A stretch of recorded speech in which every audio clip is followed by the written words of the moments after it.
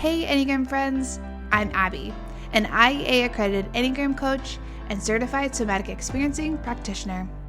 In today's episode, we're going to talk about relationships and specifically talk through some advice for relating well to each of the 9 types.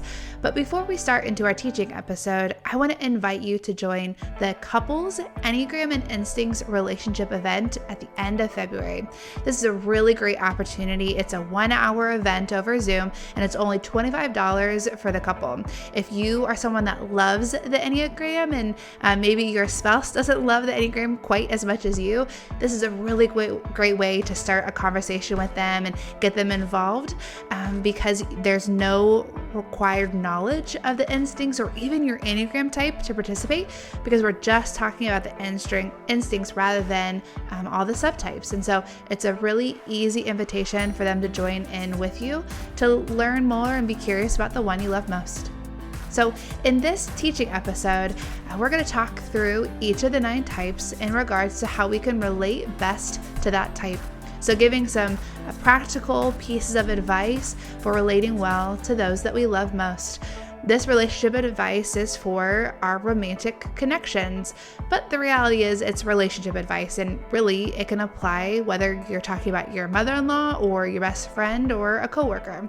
And so I hope that you'll listen in with curiosity about all of the 9 types. Also, as you hear the advice given about relating best to your type, I want to encourage you to share that with those that you love. You know, we cannot control how others show up in relationship with us, but we can offer some perspective of what it feels like for us. We can offer some helpful boundaries. We can offer some guidance of what it's like to be our type and what's going on in our internal world. And so hopefully this language will give you some tangible, practical pieces to speak with those that you love most about relating to you. But also hopefully you can just share this with those that you love and for them to have an opportunity to learn more about relating well to each of the 9 types. So starting off with our type 1s, for those of you that are in a relationship with type 1s, the ones in your life that you love and are wanting to support, here's a piece of relationship advice that I want to offer to you. You know, one of the gifts that we can offer type 1s is encouraging them to slow down, to rest, to unwind, to play, to have fellowship, because 1s have such a high, keen awareness of what needs to be done. They're strongly oriented towards being responsible and holding everything together, all the pieces, the schedule, all the things that need to get done. And one of the gifts that you can offer them is an invitation to play and to enjoy life and to have some downtime. The problem is sometimes when people hear that, they think, oh, I'll just go tell the ones in my life to relax or to go have fun with me or to go do this adventure with me. And sometimes that works, but what is most helpful for 1s is if you take other things off their plate so that they can actually go relax, go have fun, go fellowship, go play. What happens for 1s often is that even though those they love are telling them it's okay for you to go, take time for yourself, to go hang out with friends, to go do whatever it is, the 1 is thinking about all the things that they need to get done or all the things that won't get done if they leave. They're feeling oftentimes guilty about those things that are left undone, maybe guilty about someone else watching the kids or guilty about the dirty dishes being in the sink still, whatever it might be. And so instead of just telling them to play or telling them to go have fun, take over some of the responsibility so that they can actually do that. So instead of saying, hey, you should go paint with the girls tonight, saying, I'm going to do the dishes and the laundry and get dinner on the table for the kiddos so that you can go hang out with your friends. Or I am going to go get all of the supplies for this project so that we can work on this together and the kids have a play date. Doing something that actually helps them relax, helps them enjoy whatever it is to set aside time, because you've taken something off their to-do list. You've taken something off of their list of responsibilities. That can be a real gift that you can offer in relationships with the type 1s that you love. For type 2s, Here's a piece of relationship advice for those of you that are in relationships with twos. One of the things to keep in mind is that for type 2s, that type 2 structure, it is really challenging to have an awareness of your needs, have an awareness of what you want.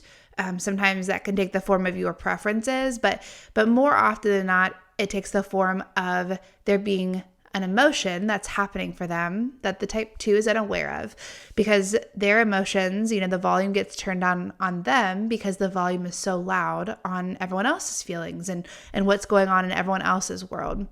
And so in that process, it's hard for 2s to know that they're having a feeling, that they're having emotions, and therefore it's really hard for them to know what they need or what they need to do, how they can take care of themselves, the boundaries they need, what they want, all of that stemming from having less of awareness around how they're feeling about something and feeling like it's hard to sift through that. There's so much noise in others' feelings. So for those of you that are in relationship with type 2s, one of the things that is helpful to keep in mind is that when type 2s have larger emotional reactions, so they're really hurt or they're really sad, they're really angry, they're really frustrated, some of these things that feel like it's kind of out of this equilibrium, they're just all of a sudden there's this big emotional reaction. Oftentimes that is the result of unmet needs. They're having these small emotional reactions along the way of in a small way feeling hurt or disappointed or hopeless or sad, afraid, whatever it might be. But again, the volume on their emotions is low and the volume on everyone else's feelings is really high. So then when they have these bigger reactions that can kind of feel like we, take a step back for those of us in relationship with 2s of being surprised by that, keeping in mind that often there's some unmet need that they've ignored along the way, not intentionally, but just didn't know that they needed more support. They needed more camaraderie. They needed more alone time. They needed more space to process what was going on for them. And so not that you aren't also allowed to have your feelings hurt if they get really angry with you or to, have your own emotional response to their emotional response. But it is a compassionate lens to keep in mind that these outbursts or these what feels like an intense emotion is often that they have unmet needs and they need some space to process that. And so if you can take on a compassionate lens and instead of withdrawing away or getting equally defensive back, pause and be curious with them of what's going on, what's happening, not in a judgmental way, but in a genuine curiosity of what's going on and what might be happening, what might you need as a result of this feeling that's slowly bubbling to the surface in this moment, in this conversation. So something to keep in mind to approach type 2s, those that you love, with a more compassionate lens and create space for mutual understanding and to really connect with them in that space. For those of you in relationship with type 3s, the piece of relationship advice I want to offer is to affirm both accomplishments and boundaries around achieving. Sometimes when people are in relationship with type 3s and they learn more about the type 3 structure, this pursuit of accomplishing and achieving and meeting the goal and making things happen, it can feel like, the way that I most help the 3 that I love is to help them create boundaries around their work and to come home from work on time and to not sign up for the extra volunteering opportunity and to not set such a lofty goal or whatever it might be. And there may be space for that. There may be very practical spaces where you can establish some of those rhythms and boundaries around the going and the hustling. But in the midst of that, don't forget to also affirm what they're accomplishing and what they're achieving and what they're doing. Sometimes we get so focused on helping 3s set and hold boundaries around their work and what they do so that they don't, run themselves ragged or completely miss out on the other things that they value, like their relationship with you or their family or whatever it might be. But but also they're accomplishing amazing things and wonderful things and really cool things. And so also affirm those too. It can be both. It can be both affirming their restricting, the extra, the extra thing that they're doing, and also affirming what they accomplish. Both of those can exist in tandem, and both need to exist in relationship with type 3s, and supporting them in the things that they do, celebrating the things that they do, while also affirming and supporting them when they are just being, and they restrict the time around their doing, or the energy they give to doing. Both are good. Affirm the being and affirm the doing. For those of you in relationship with type 4s, here's a practice that I want to encourage you and to invite you into in relationship with the 4s that you love.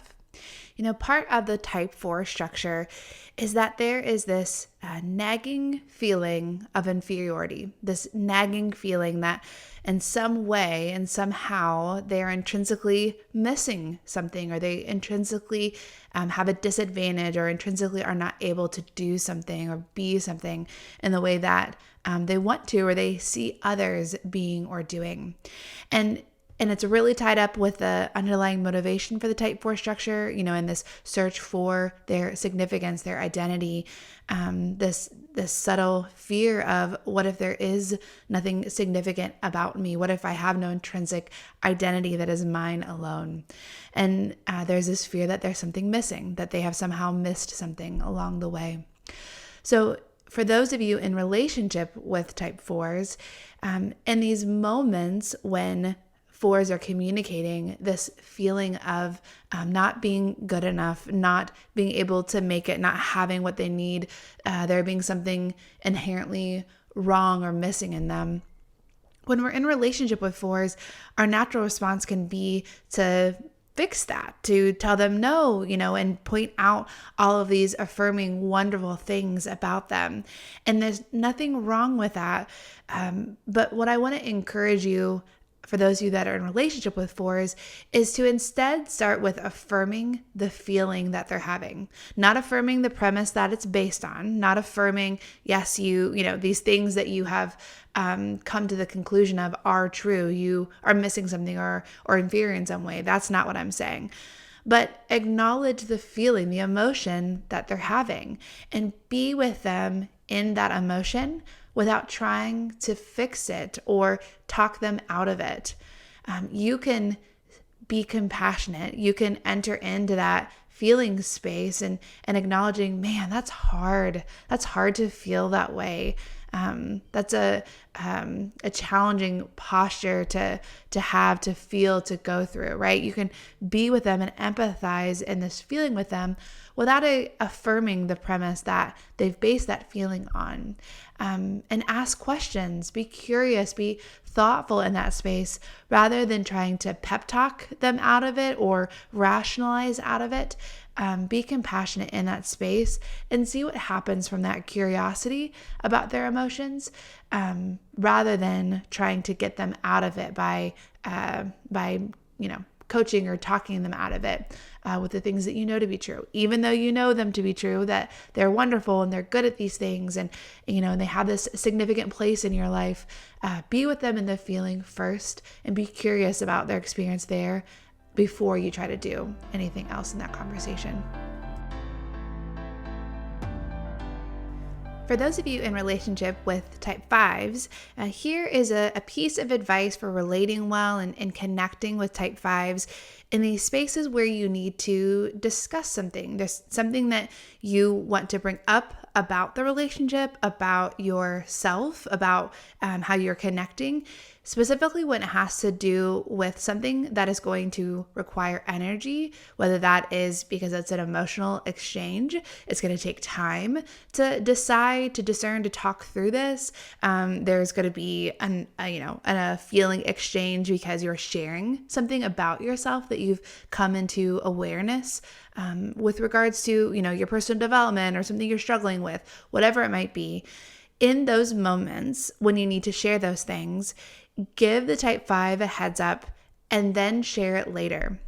For some of us that are external processors, we have a thought and then we want to get it out then because it feels like it's this raw, swirling thoughts and we don't know how to make sense of it until we have the conversation.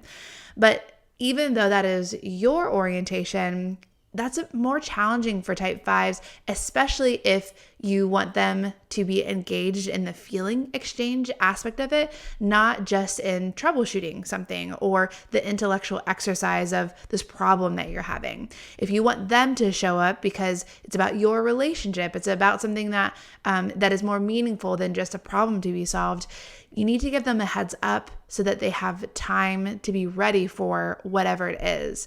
Even if it is, hey, this evening I want to talk about X, Y, and Z after the kids go to bed. It is harder for type 5s and probably all introverts in general, but specifically thinking about the type 5 structure, having things sprung on them the last minute, it is harder for them to be in the right state of mind. And so if you want them to be present, if you want them to show up ready to discuss and be thoughtful, you're going to have to give them time before they can fully enter into that conversation. Equally, you may need to have a series of conversations because they're going to need time to think about it after you bring the thing up initially. If it's something that you need them to participate in, not just something you're sharing about yourself, they're going to need some time. I've heard type 5s describe it almost as, when someone wants my opinion or thought process or feelings about something right away, it's almost like I feel like a computer of like, it doesn't compute. Like I have no answer to give you. I can't just process out loud or give you part of an answer. I haven't thought through it yet. I don't know how I feel. I don't know what's going on for me yet or what I want to do. I need time.